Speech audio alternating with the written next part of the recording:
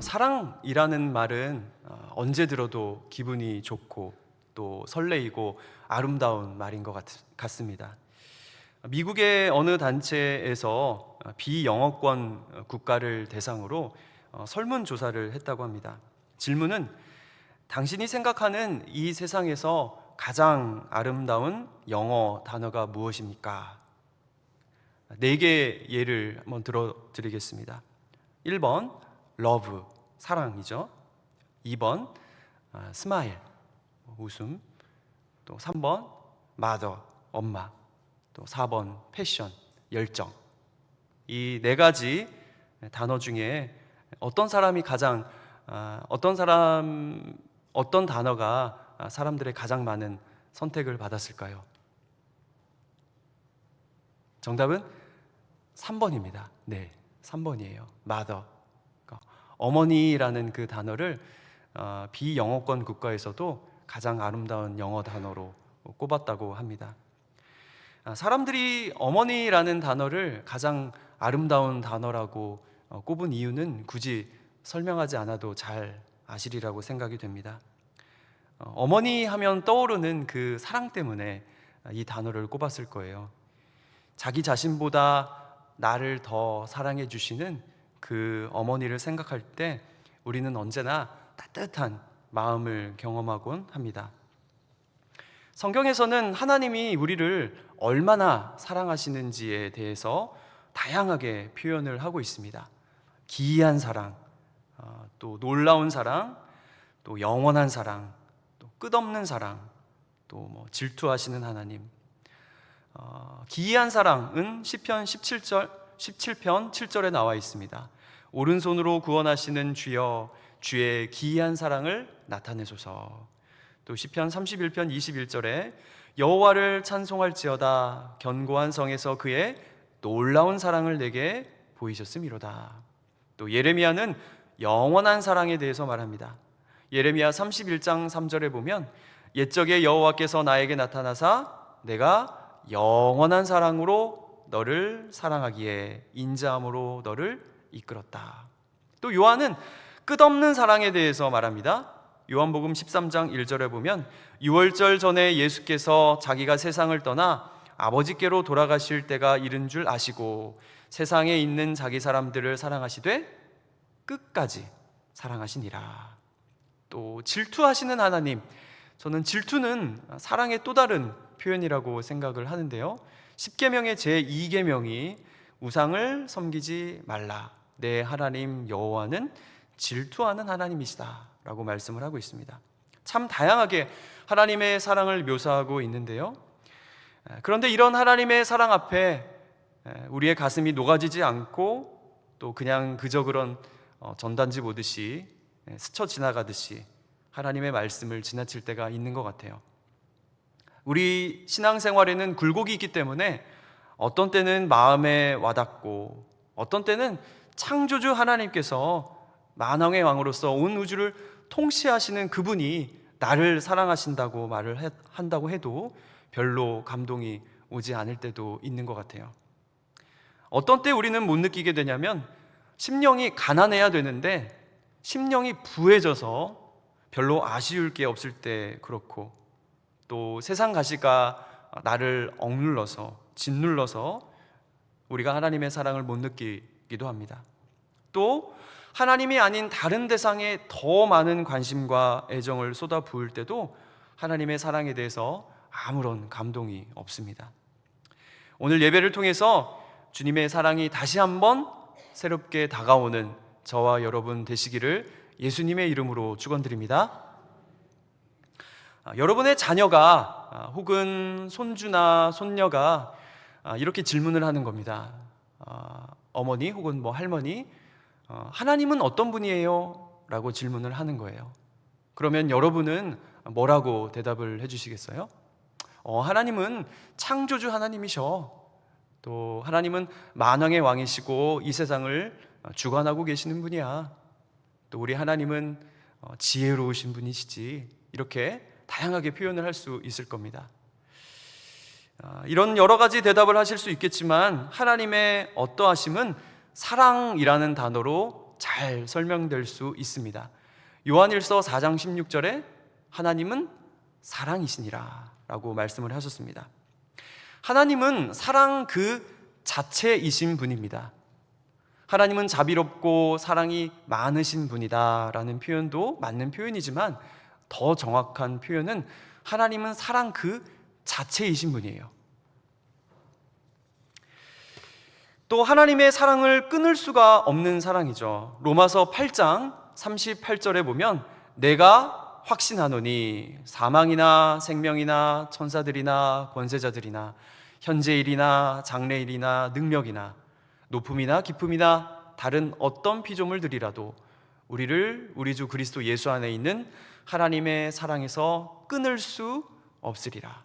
하나님의 사랑은 끊을 수가 없습니다. 로마서의 핵심 주제는 우리가 잘 알듯이 이신칭입니다. 믿음으로 주어지는 하나님의 의이죠. 어떻게 믿는 것만으로 하나님께 의롭다 칭함을 받을 수 있겠습니까? 어떻게 믿음만으로 구원을 받을 수 있겠습니까? 하나님은 우리가 하나님의 거룩한 심판을 받도록 내버려 두셨어도 지극히 의로우신 분입니다. 그런데 하나님은 어떻게 독생자 예수와 그분의 십자가의 속죄를 믿는 것만으로 우리에게 구원을 허락하셨을까요? 그것을 가능하게 하는 것은 하나님의 사랑입니다. 오직 믿음만으로 구원에 이르게 하신 복음은 하나님의 무한히 긍휼하신 사랑의 바다가 없었다면 불가능한 것입니다. 이신칭이 참 중요한 교리이고 또 진리이지만 우리는 그 뿌리를 놓쳐서는 안 될 것입니다. 복음을 나무에 비유한다면 그 뿌리는 하나님의 사랑입니다. 그리고 신명기 30장 6절에는 참 놀라운 말씀이 있죠. 우리 다 같이 한번 읽어보겠습니다. 시작. 내 하나님 여호와께서 내 마음과 내 자손의 마음에 할례를 베푸사 너로 마음을 다하며 뜻을 다하여 내 하나님 여호와를 사랑하게 하사 너로 생명을 얻게 하실 것이며, 너로 마음을 다하며 뜻을 다하여 내 하나님 여호와를 사랑하게 하사라고 되어 있습니다. 신명기 6장 5절에는 마음을 다하고 뜻을 다하고 힘을 다하여 내 하나님 여호와를 사랑하라고 명령을 하셨잖아요. 근데 신명기 30장에 오면은 내 하나님 여호와를 사랑하도록 만들겠다라고 말씀을 하십니다. 하나님의 사랑은 강권적으로 사랑하도록 만드는 그런 사랑입니다. 참으로 놀랍죠. 이러한 강권적인 하나님의 사랑을 경험한 사도 바울은 이렇게 고백합니다. 우리가 잘 아는 갈라디아서 2장 20절 말씀이죠. 내가 그리스도와 함께 십자가에 못 박혔나니 그런즉 이제는 내가 사는 것이 아니요 오직 내 안에 그리스도께서 사시는 것이라. 이제 내가 육체 가운데 사는 것은 나를 사랑하사 나를 위하여 자기 자신을 버리신 하나님의 아들을 믿는 믿음 안에서 사는 것이라. 이 구절을 두 부분으로 나눌 수가 있습니다. 전반부, 내가 그리스도와 함께 십자가에 못 박혔나니, 이것은 사도 바울의 신앙 고백입니다. 그리고 후반부, 이제 내 삶은 나를 사랑하신 하나님의 아들을 믿는 믿음으로 살겠습니다. 이것이 그의 신앙관입니다. 그의 인생관입니다. 그의 신앙 고백과 또 인생관이 참으로 조화롭지 않습니까? 그의 신앙이 인생관으로 연결되고 있음을 볼 수 있습니다. 신앙 따로, 삶 따로가 아니라 신앙에 의해서 그의 인생과 삶이 목적과 방향이 연결이 되고 있는 것을 볼 수 있습니다. 여기에서 우리는 그의 신앙 고백과 인생관 사이에 나를 사랑하사가 있다는 것을 놓치면 안 되겠습니다. 그 뿌리를 놓치면 인생관까지 갈 동력을 잃게 됩니다. 이제 내가 육체 가운데 사는 것은 나를 사랑하사 나를 위하여 자기 자신을 버리신 하나님의 아들을 믿는 믿음 안에서 사는 것이라. 나는 은혜를 받을 자격이 없는 자인데 넘치는 사랑을 받았습니다. 이 뿌리에서 오는 그 은혜가 우리의 인생을 바꾸어서 담대하고 세파에 휘둘리지 않는 견고한 삶을 살게 해줄 줄 믿습니다. 성도 여러분, 주님의 사랑이 여러분의 삶을 강권적으로 이끄시기를 예수님의 이름으로 축원드립니다. 이러한 하나님의 사랑에 대한 확신만 있다면 우리는 어떤 고난 앞에서도 또 죽음 앞에서도 좌절하지 않을 거예요. 그래서 신앙생활을 함에 있어서 신자들에게 가장 필요한 것은 하나님의 사랑입니다. 우리 인간에게 있어서 가장 좋은 것이 사랑 아니에요? 사랑만 있으면 이 세상은 살만하고 견딜만 하잖아요. 사도 바울이 에베소 교회를 생각할 때에 에베소 교인들이 주님의 사랑을 알기를 원하는 마음으로 기도문을 쭉 써내려가고 있습니다. 에베소 교인들에게 내가 살아보니, 내가 경험해보니 신앙의 뿌리가 있어야 한다. 그 뿌리가 뭔지 아니? 그것은 그리스도의 사랑이야. 이것이 오늘 본문 17절에서 19절 말씀입니다. 믿음으로 말미암아 그리스도께서 너희 마음에 계시게 하시옵고 너희가 사랑 가운데서 뿌리가 박히고 터가 굳어져서 능히 모든 성도와 함께 지식에 넘치는 그리스도의 사랑을 알고 그 너비와 길이와 높이와 깊이가 어떠함을 깨달아 하나님의 모든 충만하신 것으로 너희에게 충만하게 하시기를 구하노라. 참 아름답고 감동적인 기도문이라고 생각합니다. 여러분의 자녀에게 꼭 이 기도문으로 기도해 주시기를 권면드립니다. 여기에서 너희라는 단어를 여러분의 자녀의 이름으로 바꾸시면 됩니다. 그리스도께서 누구 마음에 계시게 하시옵고 누구의 사랑 가운데서 뿌리가 박히고 터가 굳어져서 그 너비와 길이와 높이와 깊이가 어떠함을 깨달아 하나님의 충만하신 것으로 누구에게 충만하게 하시기를 구하노라. 이렇게 자녀에게 꼭 기도해 주시기를 바랍니다. 그리고 사도 바울은 말합니다. 지식에 넘치는 그리스도의 사랑을 알아야 한다고요. 지식에 넘치는 사랑은 무엇일까요? 그것은 인간의 머리로는 도저히 알 수 없는 사랑을 말합니다. 아무리 노력하고 생각하고 따지고 연구해도 머리로는 이해할 수 없는 사랑이에요. 여러분 혹시 캥거루 케어라는 말을 들어보신 적 있습니까? 엄마가 아기의 살을 맞대고 안으면서 체온을 유지하면서 보호하는 것을 캥거루 케어라고 합니다. 캥거루가 실제 그렇게 하죠. 실제 있었던 일입니다. 2010년도 호주에서 있었던 일인데 임신 6개월 만에 미수가 쌍둥이를 낳은 엄마 케이티가 있었습니다. 이란성 쌍둥이 중에 딸은 건강했지만 아들 제이미는 호흡곤란이 와서 사경을 헤맸어요. 의료진의 응급처치 후에 절망적인 소식을 전해왔습니다. 제이미는 죽었습니다. 누워서 눈물을 흘리는 케이티는 아들 제이미를 한번 안아보기를 원했습니다. 이별 인사 대신에 제이미를 안고 자기 체온을 전한 엄마와 그 곁에 있는 아빠는 말했습니다. 사랑한다, 사랑한다, 제이미. 인터뷰에서 그들은 이렇게 말했습니다. 이별 인사를 하기에 앞서서 우리는 제이미를 보고 싶었고 만지고 싶었고 부모가 누구인지 알려주고 싶었어요. 또 얼마나 사랑하는지도요. 이렇게 엄마 품에서 간절한 인사를 나눈 지 2시간이 되었을 때 아기가 움직이기 시작했습니다. 사망 선고를 내린 의료진도 놀랐고 그곳에 있는 사람 모두가 놀라지 않을 수 없었습니다. 제이미가 살아난 것이에요. 숨을 쉬기 시작했고 입술을 움직였습니다. 제이미 아버지는 이렇게 말합니다. 아내는 현명했죠. 그녀는 본능적으로 행동했지만 만약 그렇게 하지 않았다면 제이미는 이 세상에 없었을 겁니다. 이 비슷한 일이 우리 신바람 강사였던 황수관 박사님 기억하시나요? 돌아가셨는데 예전에 TV에서 많은 강의를 하셨었는데 저도 기억이 납니다. 2살 된 아기가 홍역에 걸려서 고열로 이제 죽었습니다. 그런데 그 죽은 아기를 엄마가 품에 안고 그 진물을 혀로 계속 닦아내렸다고 하죠. 그 아이의 아버지는 지게를 지고 삽을 들고 아이를 묻으려고 기다리다가 또 아내에게 원망 섞인 짜증을 내기도 했다고 합니다. 빨리 아이를 달라고, 내가 묻을 묻는데 시간이 지체되지 않냐. 그런데 한참 동안 그렇게 엄마가 아이의 볼을 또 온몸을 핥았을 때 그 아이가 살아났다고 하죠. 그게 바로 황수관 박사입니다. 죽었다가 살아난 경험을 TV에서 간증을 통해서 들은 적이 있어요. 지식에 넘치는 사랑이라는 것이 바로 이런 사랑이 아닐까라는 저는 생각을 해봅니다. 왜 예수님은 이렇게 부족한 우리를 위해서 십자가를 지셨을까? 또 왜 예수님은 이렇게 악한 우리를 위해서 십자가에 못 박히셨을까?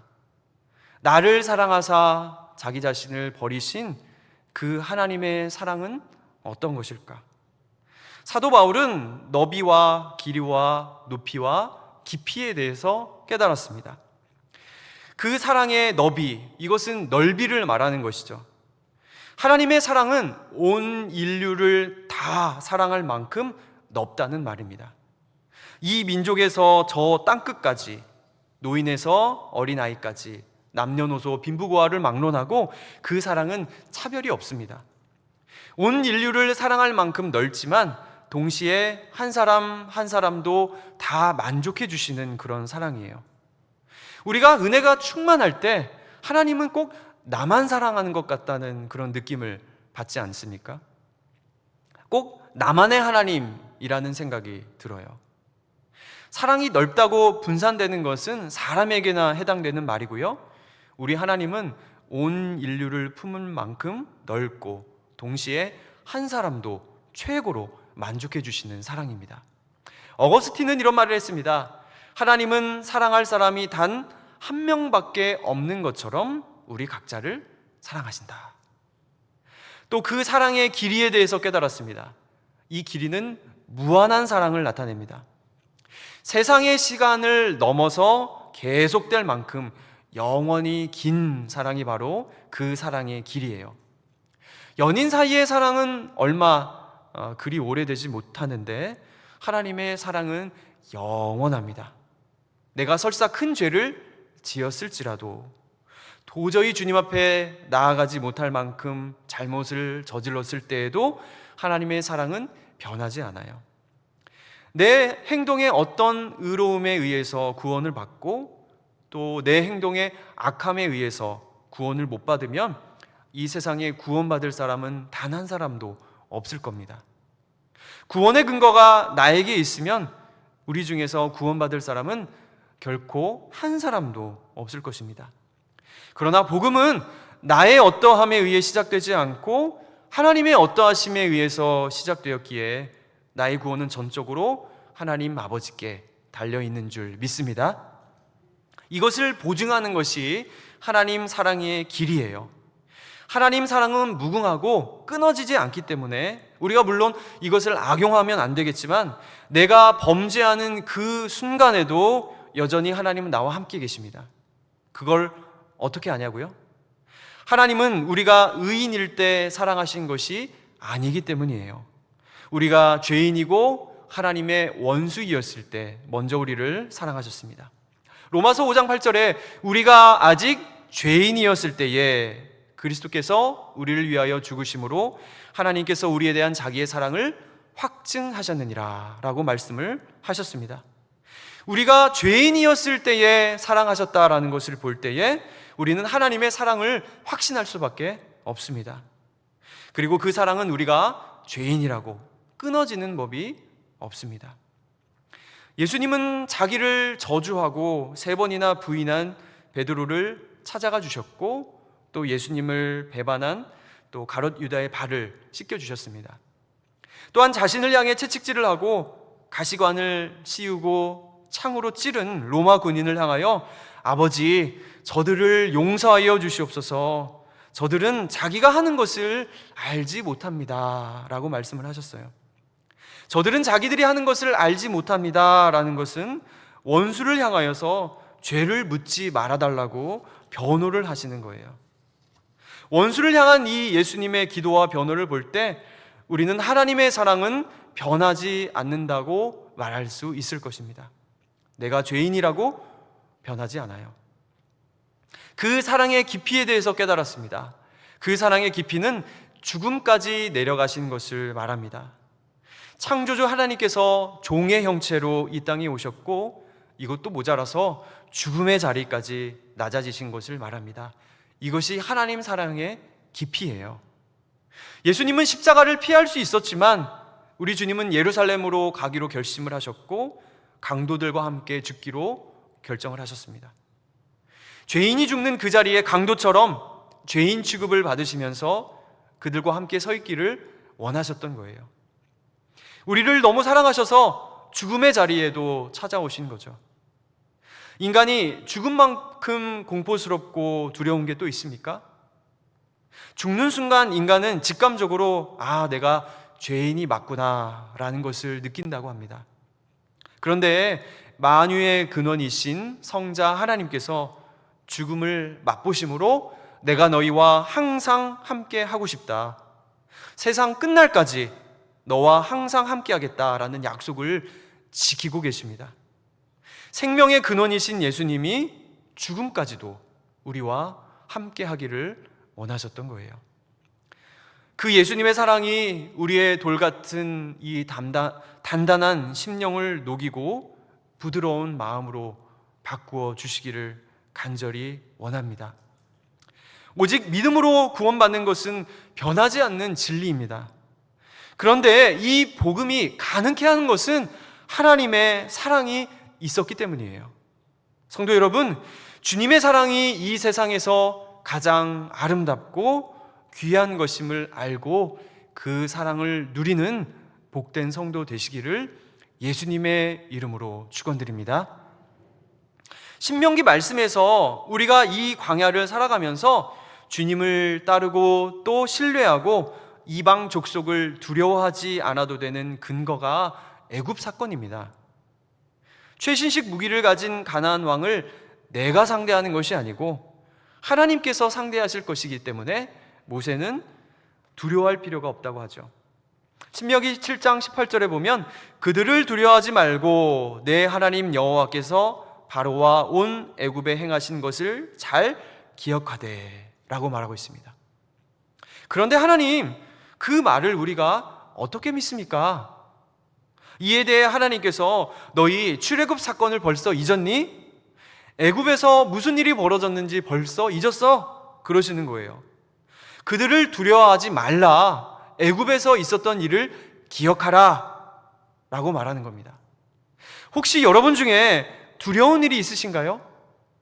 애굽 사건을 기억하시기 바랍니다.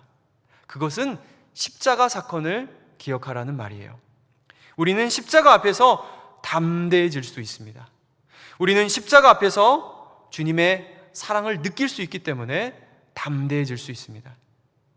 또 우리가 주님의 명령을 지켜야 하는 근거도 출애굽 사건이에요.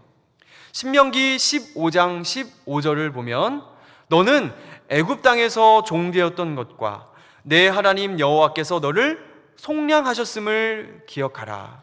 그것으로 말미암아 내가 오늘 이같이 내게 명령하노라. 그러니까 애굽 땅에서의 있었던 일, 속량의 사건을 기억함으로 말미암아 내가 너에게 명령한다라고 말씀을 하시죠. 그러니까 애굽 사건에서 행했던 큰 일은 무엇입니까? 그것은 노예로 태어나서 노예로 죽을 인생 건져주신 일이죠. 그것은 죄의 노예에서 속량해 주신 십자가 사건을 말하는 것입니다. 하나님께서 세상을 이처럼 사랑하사 독생자를 주신 큰 일, 우리가 아직 죄인 되었을 때에 사랑으로 덮어주신 큰 일, 이것을 우리가 기억할 때 가나안 군대가 두렵지 않고 세상도 더 이상 나를 두렵게 하지 못할 것입니다. 우리의 신앙이 삶으로 연결되는 동력이 바로 사랑이에요. 이웃사랑의 동력도 바로 하나님의 사랑이고 주님의 말씀에 순종할 수 있는 동력도 바로 하나님의 사랑이고 또 세상을 두려워하지 않을 수 있는 동력 모두가 십자가 사랑 안에 있는 줄 믿습니다. 이사야 선지자는 메시아가 고난을 받을 것이고 그는 털 깎는 자 앞에서 잠잠한 어린 양같이 아무 저항도 하지 않을 것이라고 예언을 했습니다. 실제 대제사장과 장로들의 고발에 예수님은 아무 말도 않으셨죠. 빌라도는 예수님이 자신에 대한 많은 고발을 듣고도 아무 반응이 없는 것에 대해서 놀라워했어요. 대제사장들과 장로들에게 고발을 당하되 아무 대답도 하지 아니하시는지라. 이에 빌라도가 이르되 그들이 너를 쳐서 얼마나 많은 것으로 증언하는지 듣지 못하느냐. 한마디도 대답하지 아니하시니 총독이 크게 놀라워하더라. 예수님은 하나님 아버지의 뜻에 순종하여서 침묵하고 계십니다. 털 깎는 자 앞에서 잠잠했던 이 어린 양 예수님의 모습을 볼 때 우리 마음의 한쪽이 시리고 아픕니다. 빌라도는 뭐가 뭔지도 모르면서 예수님의 모습을 보면서 크게 놀라워했다고 기록되어 있는데 우리는 알지 않습니까? 인간을 대신할 어린 양이지만 또 그분은 하나님의 아들로서의 위엄을 가지셨다는 것을요. 이 모습에 빌라도는 놀라워한 겁니다. 조나단 에드워즈는 예수님의 탁월하심에 대해서 이렇게 표현을 했습니다. 우리는 그분의 초월 때문에 그분을 높이지만 그 초월이 겸양을 수반하기 때문에 그분은 훨씬 더 높인다. 우리는 세상에 대한 그분의 주권적 통치 때문에 그분을 높이지만 이러한 통치가 순종과 복종의 옷을 입었기 때문에 그분을 훨씬 더 높인다. 성도 여러분, 온 우주보다 크신 예수님이 티끌보다 작은 우리 인간을 위해 십자가를 지신 그 영광의 풍성함에 따라 속사람이 십자가 사랑의 능력으로 강건하게 하옵시고 믿음으로 말미암아 그리스도께서 우리 마음에 계시게 하시옵고 우리가 그 사랑 안에 뿌리가 막히고 터가 굳어져서 지식에 넘치는 그리스도의 사랑을 알고 그 너비와 길이와 높이와 깊이가 어떠함을 깨달아 하나님의 모든 충만하신 것으로 우리에게 충만하게 하시기를 예수님의 이름으로 축원드립니다. 우리 모든 삶 가운데서 예수 그리스도의 사랑이 우리를 강건하게 되기를 진심으로 바라고 원합니다.